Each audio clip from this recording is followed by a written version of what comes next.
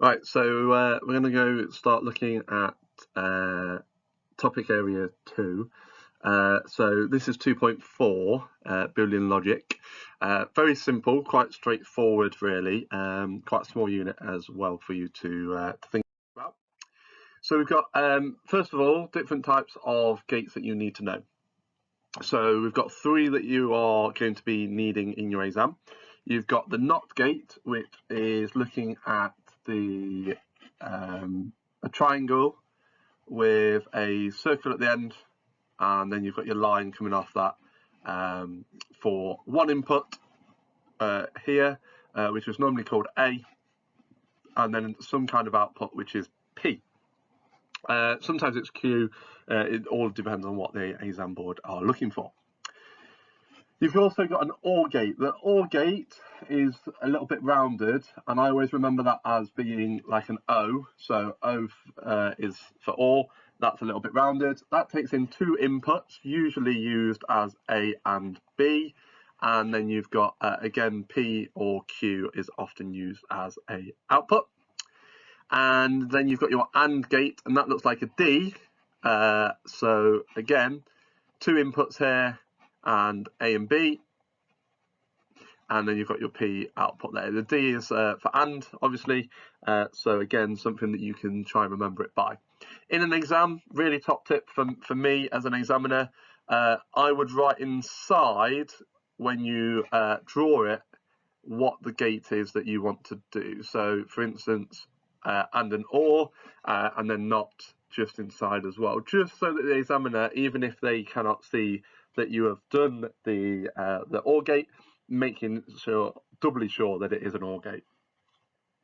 So they're the ones that you need to remember. You might get an exam question that says draw an AND gate, OR gate, whatever, or it might just give you the OR gate and say identify that gate. Other things that you might need to do in the exam, truth table. So a truth table is there for you to be used for basically all the possible inputs and all of the possible outputs from that input. Okay, that's what it's there for. So you can only enter binary, 0 and 1. So A here could either be on or off. So it could either be 0 or it could be a 1. They are the 2 possibilities, one at input for a NOT gate. What a NOT gate does is it flips the input so that if it was a 0, it becomes a 1. If it was a 1, it becomes a 0. So it just does the reverse. So 0 becomes a 1 and a 1 becomes 0. Okay, and you'll see that in practice in a few slides' time. Your OR gate, again, you can have this time 2 inputs, A or B. A could be on, B could be on, A could be off, B could be off, and then they could be on or off flip side. So the easiest way of doing this, you would very, very rarely in an exam have a blank canvas. Normally it will be already filled in and you have to fill in the gaps. I always begin with a 0, 0, and then I count up in binary, or I do like a little pattern. So there's a couple of patterns that you can go for.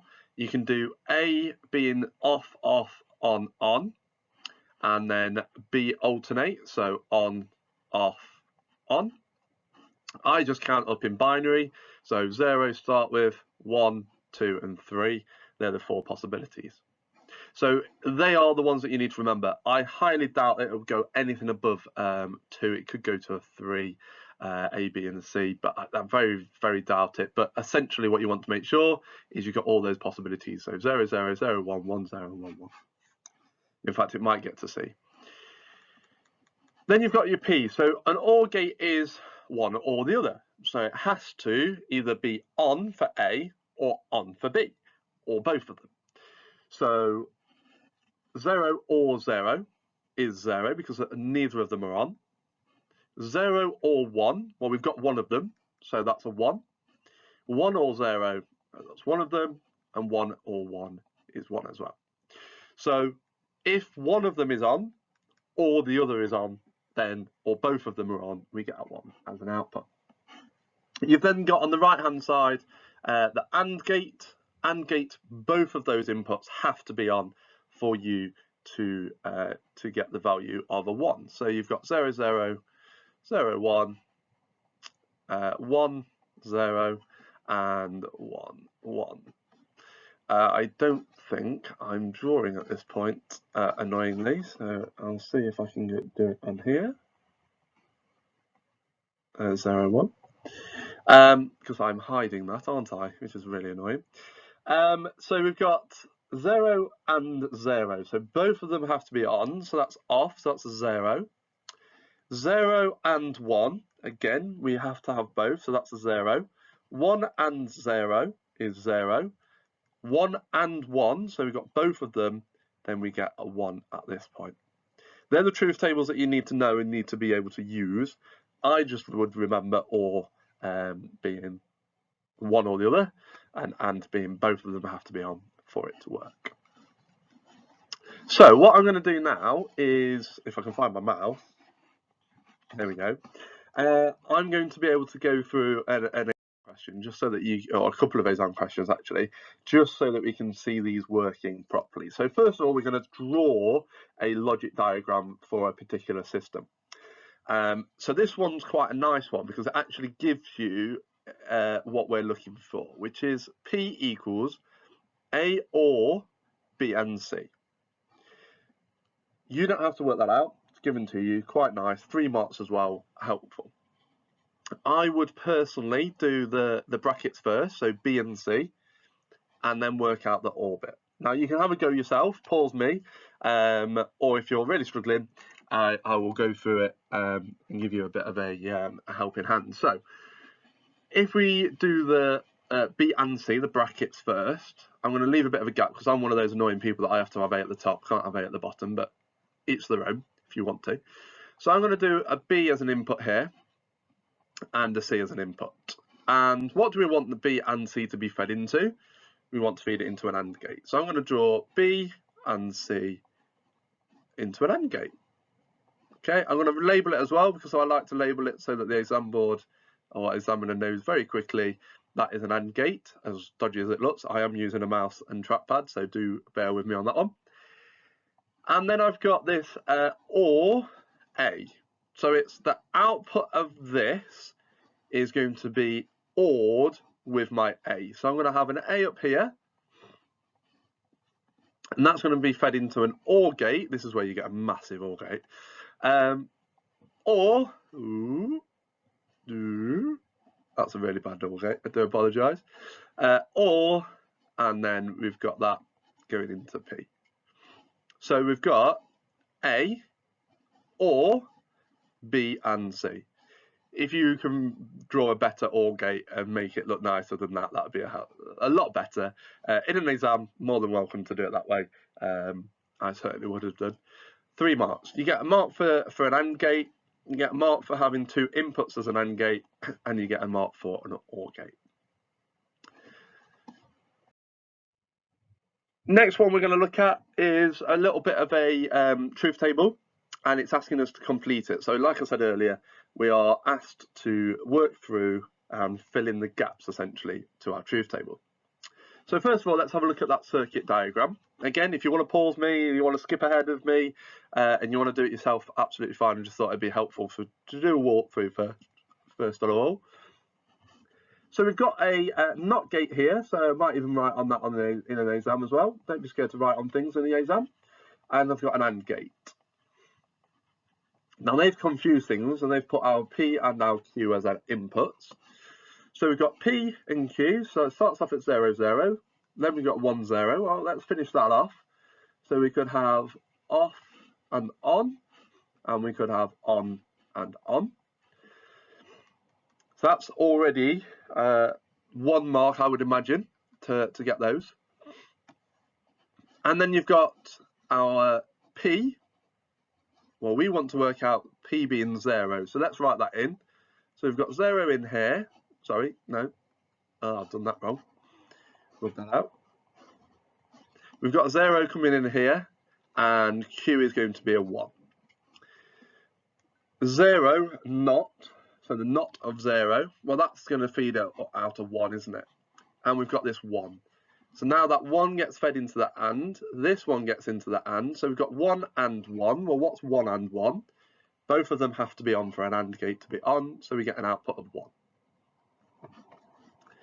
Then we've got, scribble that out, now we've got a 1 going in as a P, and Q is still 1.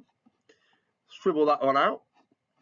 1 not, or not 1. What's not 1? Well, it's 0. And then you've got 0 and 1. Well, both of them have to be on for an AND gate to work, so that's going to be a 0. So we've got 1 mark for those 2 lines, mark for the 1, and a mark for the 0. Quite nice.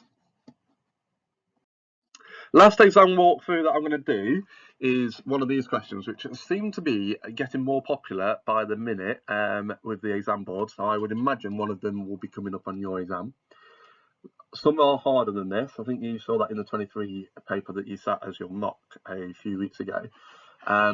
So, a fast food restaurant offers half-price meals if the customer is a student, and it's quite nice because it does an or has a discount card. And the offer is not valid on Saturdays. So you've got to read these scenarios really clearly because it tells you very quickly what you need to be making. So student or discount gets half price and it's not valid on Saturdays. Now it's giving us what we want to identify whether the customer can have a half price meal or not. And it's got A as being a student or not, so true or false. B being it has a discount card, yes or no. And the current day is Saturday. Now, without any of this logic system here, we could work that out quite clearly. Because of its A, student, or discount card, which is B. So you have to have that, but it's not valid on Saturdays. So it's got to be and not on a Saturday, and Saturday being C. So we've built that expression, which it tells you here, doesn't always tell you in the exam. We've built that quite nicely. We've done, well, student, which is A, or they have to have a discount card. Well, that's A or B, quite straightforward. And it is not valid on a Saturday, so we've got our and, not C. You might have to build that in an exam. I think I had to do that last year. So we're going to complete the following diagram so that A or B and not C is drawn in here. And we want 1 gate per 1. So what does an OR gate look like? So we've got A or B. Well, let's draw an OR gate. Again, I'd write in an OR just so that the exam board know. We want not C, so draw a not gate. And then we've got and, so actually we've drawn all of those that we know. And again, label it up so that it is on board now. 3 marks. I would say this one's a nice question. The one that is coming up in a minute, not so easy. So again, some exam questions for you to have a go at yourself, have a play around with. Again, I'll talk you through the answer as we go through it. So this one's quite a nice one of outputting what's the following logic circuit if the input given is there. So we've got 0 not, and we've got 0 1 with an and.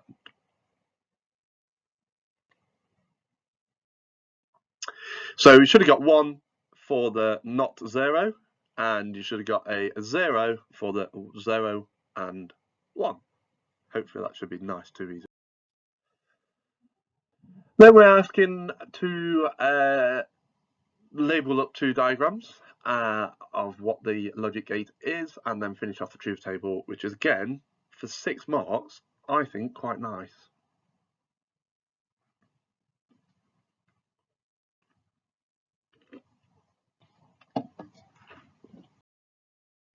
So the and is the first gate, not is the second gate, and then I can't remember what the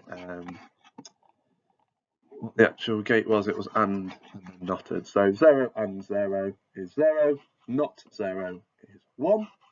0 and 1 is 0, not 0 is 1, 1 and 0 is 0, not 0 is 1, 1 and 1 is 0, no, 1 and 1 is 1, not 1 is 0. So that again should be quite a nice question for you. And then this is a question that I was talking to you about, was a bit of a harder one.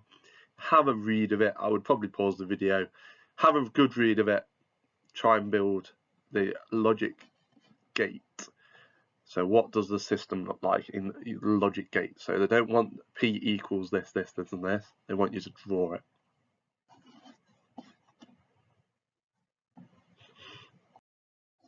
And what you should have got is you should have got that. So you should have got some form of B or C ANDed with an AND. Now the marks you get are if you've got an OR gate with 2 inputs, so like that, doesn't matter what the 2 are, then you get a mark.